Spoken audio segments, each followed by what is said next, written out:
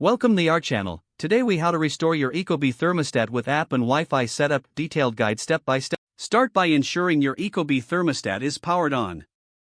Locate the Ecobee app on your smartphone. Open the Ecobee app and sign in to your account. If you don't have an account, create one by following the prompts in the app. Once signed in, navigate to the Settings tab within the app. Select the option for thermostats from the Settings menu. Find your thermostat on the list and tap on it. Select Restore or Reset within the thermostat settings. Confirm your choice to restore the thermostat to factory settings. Wait for the thermostat to complete the restoration process. Once the restoration is complete, your thermostat will display a welcome screen. Follow the on-screen instructions to proceed with the Wi-Fi setup. Select your home Wi-Fi network from the list provided on the screen. Enter your Wi-Fi password carefully.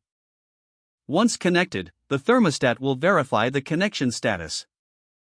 After successful connection, proceed by selecting your preferred settings.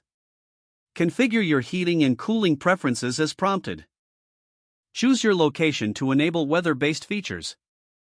After all settings are configured, finalize the setup process.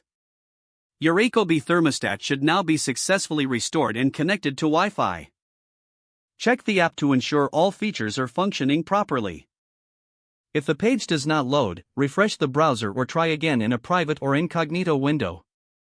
Make sure you are using the correct email address, then retype it carefully to avoid small typos.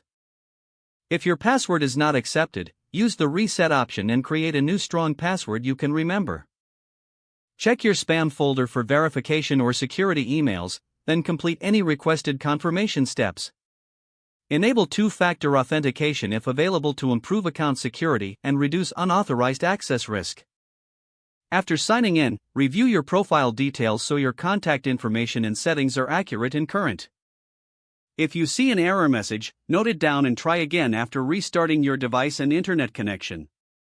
Don't forget to like this video and subscribe to our channel for more step-by-step tech guides.